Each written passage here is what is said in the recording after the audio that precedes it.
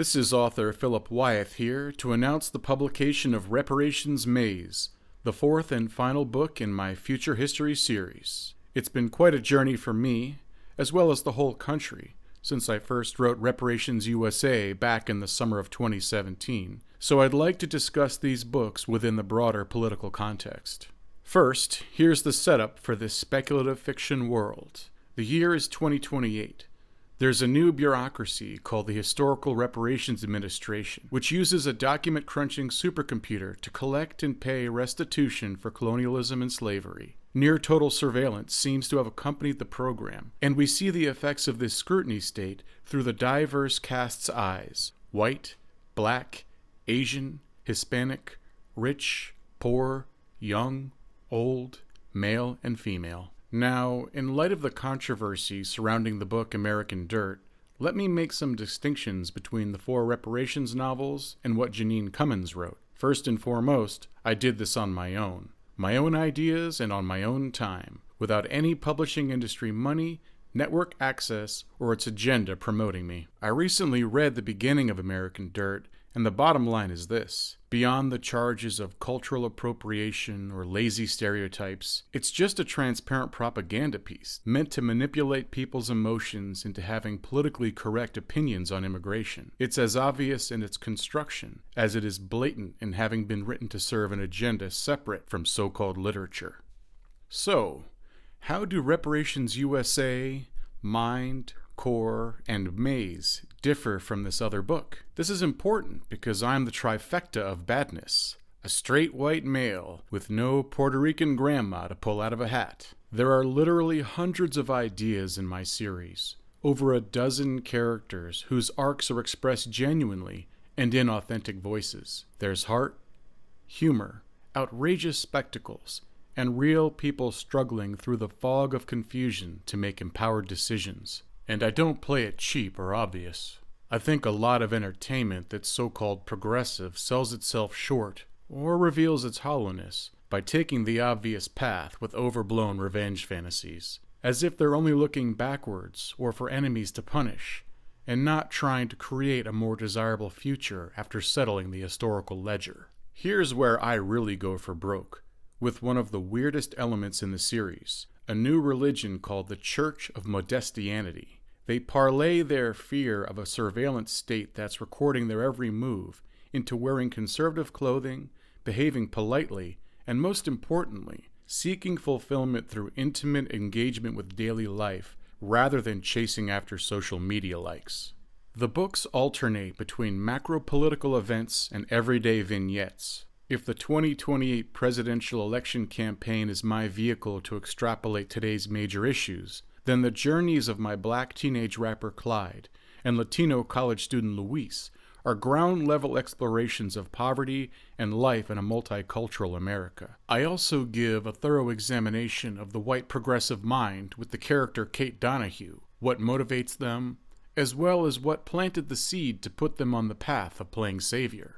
And here we tap into my own journey, both as an author and a person, during the course of writing the series. We've all gone through so much the past 4 years, and I spaced these books out by at least 3/4 of a year each time. So the debut, Reparations USA, could be characterized as an exuberant reactionary affair. But even here, the careful creation of Clyde Jenkins and dipping my toe into the forward-thinking philosophies of Modestianity, there's much more to this novel than just some predictable white screed. Reparations Mind came out in April of 2018. It is by far the longest book of the four, a heavy slog that grapples with big ideas through extended conversations. The characters are as much asking, "Am I really myself?" as, "What can I do to break free?" The book ends nervously on election eve, with a series of vignettes showing how each member of the cast is spending that night. And I swear, that exercise in writing concise mini-scenes changed the course of the series, as well as boosted my confidence as a writer. The follow-up, Reparations Core, is a lean, mean political thriller. Published in March of 2019, it features many shorter chapters that balance action and dialogue. In some ways, it may be the best book in the series. I was in the zone creatively, and the world building and character maturation had reached the sweet spot. I was very tempted to wrap up this reparations series at 3, but felt that with the 2020 election season looming, I would want the option to tap into the cultural zeitgeist one last time. So I typed the fateful words "to be continued" last March, and therefore obligated myself to another 500 hours of unpaid work. For the entire remainder of 2019, a voice of dread in the back of my mind reminded me what I was required to do. No more world building, because now you're ending it. I had to obey all the rules I'd set up, land every character's arc in a satisfactory and rewarding manner, and of course tell an entertaining story. Well, Reparations Maze came out in January of this year, and I'm glad I wrote it. In some ways, it's a dreamy affair, bouncing between a dozen character arcs in very short chapters, as it slowly builds up thematically to an incredible final act.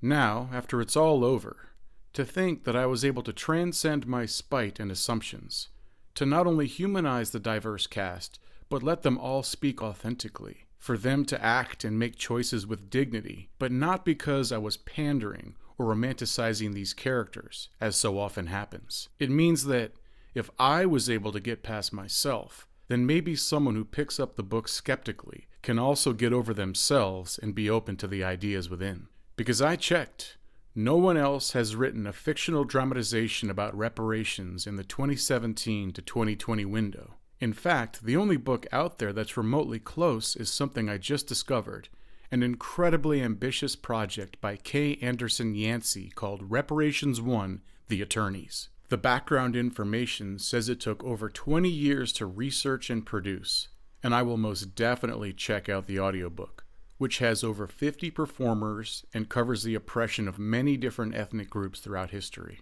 We do not live in a one-issue vacuum. And whether it was reckless or ridiculous, I seem to have taken it upon myself to try and address the biggest topics of our time: race, identity, immigration, the burdens of history, technology and surveillance, government power, and even some spiritual and philosophical elements. And woven within it all is my own personal brand of quirky humor and earnest exploration of ideas. Since we live in an age when self-publishing often sets readers up for disappointment, I make you the following promises. 1. My prose is solid. 2. My stories are efficient and dense, because no one has time to read a 90,000-word book by an unknown author. 3. You get great characters and tons of ideas, some big, and some just playful little zingers to keep you on your toes. The only thing I can't guarantee is that you'll always agree with me, but at the same time, you'll be pleasantly surprised by the unexpected turns and breakthroughs. This is Philip Wyeth, author of Reparations USA, Reparations Mind, Reparations Core, and Reparations Maze, signing off for now. I hope this talk has piqued your interest, and you can support my writing by making a purchase. If not, well, the good news is that there's no book tour to boycott and get canceled, because I'm not Oprah approved, and Salma Hayek didn't get paid to praise me in a blurb. Reparations USA is free as an ebook on most sites if you'd like a no-risk taste. Ebooks and paperbacks are available from most of the major online retailers as well. Thanks for listening.